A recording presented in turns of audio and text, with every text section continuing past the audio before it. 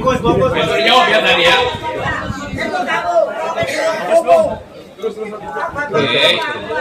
Memang saya mau memecah belah bangsa ini, yaitu bangsa yang berpikir dan yang tidak berpikir, mesti dipisahkan. 4 orang Indonesia menguasai kekayaan 50% negeri ini, sehingga kita jadi miskin, sehingga kalian yang ada di sawah juga jadi miskin. Itu masalahnya. Kami miskin punya pikiran. Nah justru itu gini.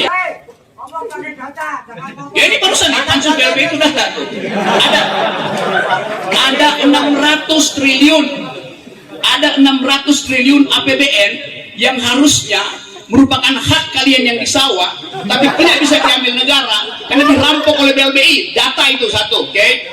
APBN kita setiap tahun bayar 160 triliun untuk utang yang kita bayarkan pada para pencoleng negara di 98.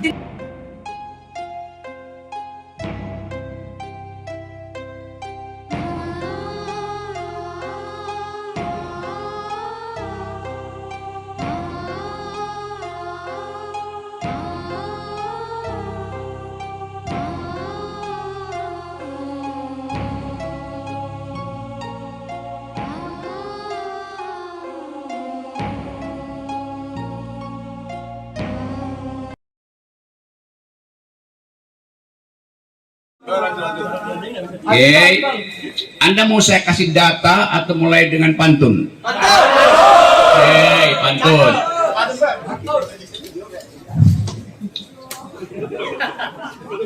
Pohon jati tumbuh di sawah. Kalau nggak ngerti, jangan marah.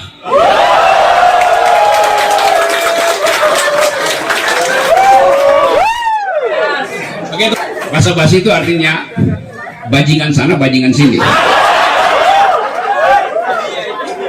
Kopi Nuri artinya kopi nurani.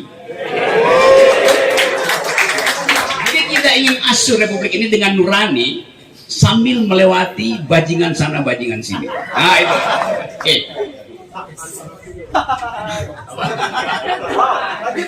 Kita berupaya untuk menghasilkan kembali pikiran. Karena itu saya berada di komunitas pikiran. Kopi Nuri, kopi artinya komunitas pikiran.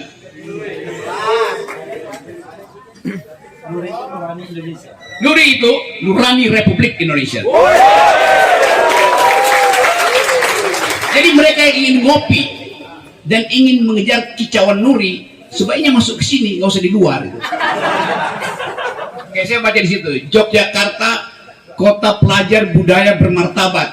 Pengetahuan saya tentang Yogyakarta sejak tahun 90 melampaui teman-teman yang ada di sawah.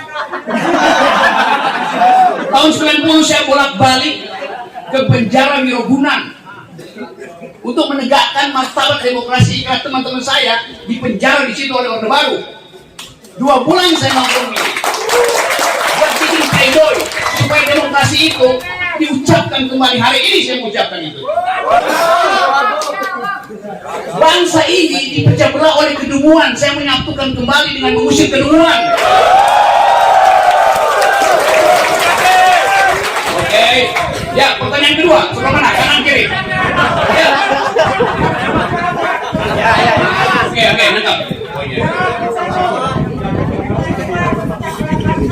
Fokus. Besok jawab ya tadi ya.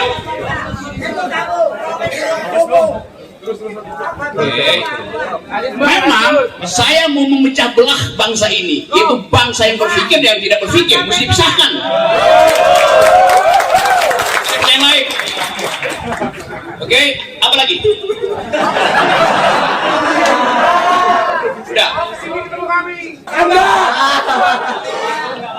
Sekarang saya terangkan betapa korupsi itu menghina akal pikiran, sehingga ada tadi data diterangkan oleh Refli Harun bahwa 4 orang Indonesia menguasai kekayaan 50% negeri ini, sehingga kita jadi miskin, sehingga kalian yang ada di sawah juga jadi miskin. Itu masalahnya. Kami miskin punya pikiran. Nah justru itu gini ya.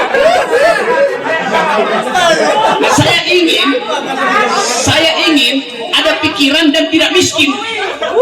nggak ada gunanya miskin. Jadi saya ingin miskin dengan pikiran, lebih bagus punya pikiran tidak miskin. Karena itu kita mau bongkar penyebab kita miskin, termasuk kalian adalah korupsi. Oke? Ada bagus ya. Saya mulai dengan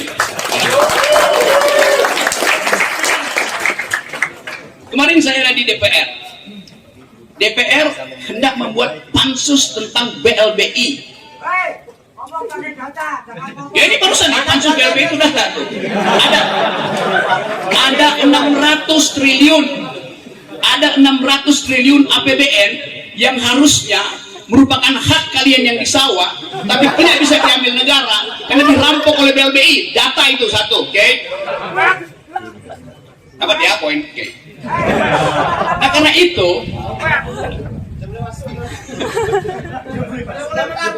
ya udah boleh masuk, silakan. Diskusi, yuk, ayo. Supaya diingatkan ulang bahwa bangsa ini pernah dirampok oleh oligarki yang disebut sebagai BLBI, Bantuan Likuiditas Bank Indonesia, yang tahun 98 negeri ini bangkrut.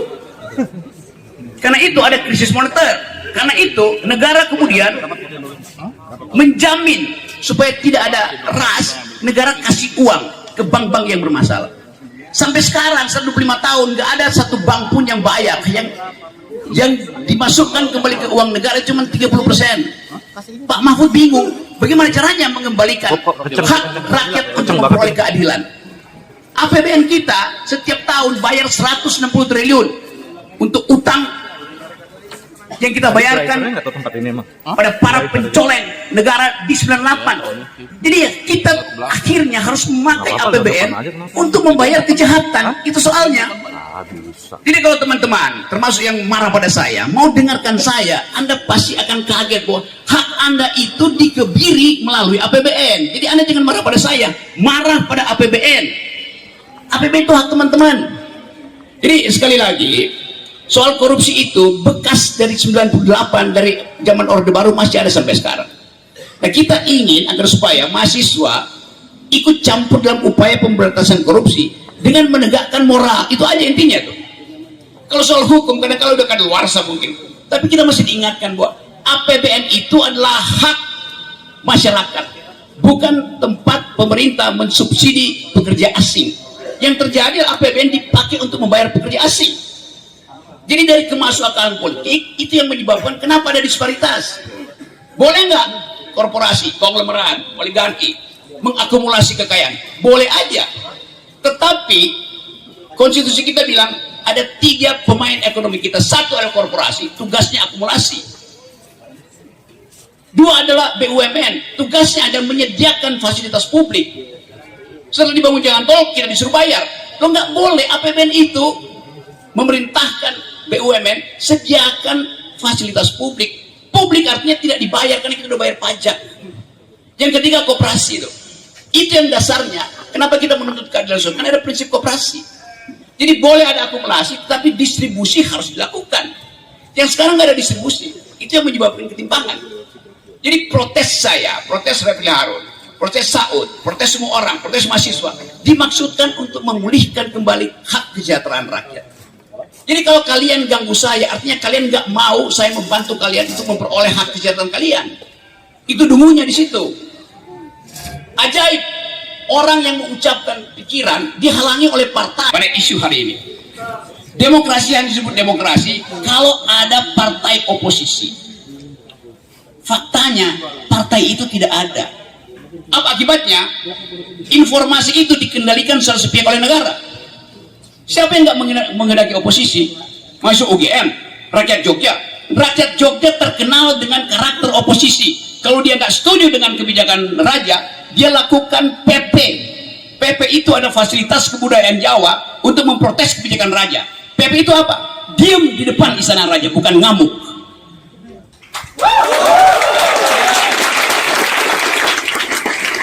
Saya paham filsafat Jawa. Sebaiknya Anda di luar itu diam, dengar aja. Itu namanya tradisi Jawa. Jadi saya mengerti bahwa ada kemarahan karena nggak ada outlet. Anda marah, Anda salurkan pada partai politik. Kalau Anda punya partai politik, Anda marah tidak punya partai politik, salurkan dengan pikiran, bukan dengan lemparan.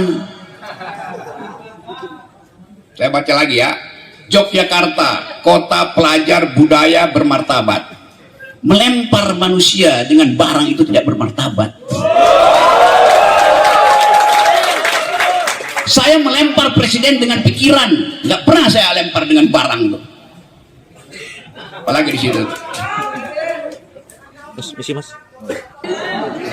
Jadi kita ada di dalam komunitas yang berupaya untuk memulihkan kembali demokrasi. Enggak apa-apa. Demokrasi hanya bisa hidupkan dengan percakapan argumen, bukan dengan sentimen.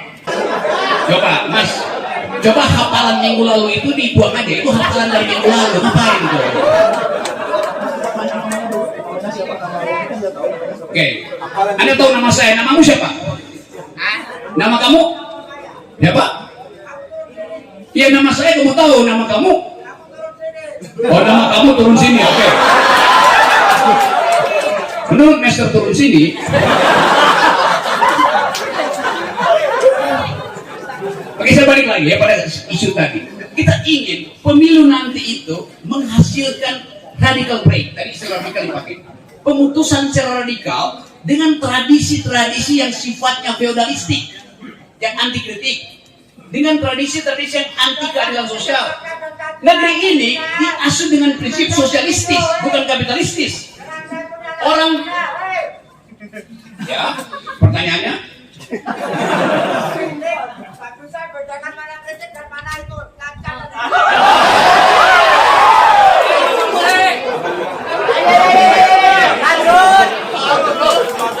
tidak bisa membedakan mana kritik dan mana hinaan tuh.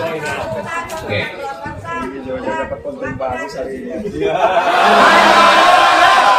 Oke, saya kutip.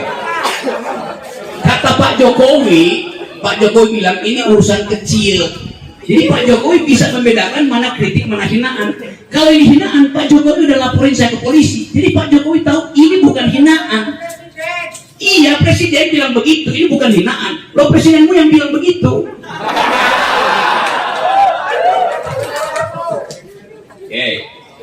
Selanjutnya, jadi kita memastikan bahwa pemilu ke depan itu harus punya dua aspek. Menimbulkan kembali keadilan supaya tidak banyak orang yang marah, dan memastikan ada oposisi. Hanya itu. Kita minta pada Prabowo, kita minta pada Anies Baswedan, kita minta pada Pak Ganjar supaya ucapkan itu sejak sekarang. Semua presiden mesti pastikan bahwa kita kembali pada prinsip keadilan. Artinya tidak boleh ada akumulasi. Negara harus melakukan distribusi dengan tanda Gini ratio, dengan tanda jumlah stunting. Jadi ucapan itu yang kita mau pegang dari presiden. Siapa presiden yang bisa menjamin bahkan ada kesetaraan pendapatan di Indonesia, supaya rasio antar CEO yang gajinya ratusan miliar dengan buruh yang bisa disewa untuk demonstrasi karena mereka kekurangan pendapatan. Banyak rakyat yang terpaksa menerima amplop untuk marah-marah. Kesalahan ada pada kebijakan, bukan pada si penerima amplop. Jadi saya ingin membantu teman-teman di sini, terutama rakyat Jogja, supaya kita satukan pikiran. Tolak dan usir Rocky Gerung, tolak dan usir pekerja asing yang merampok hak rakyat Jogja. Itu yang benar.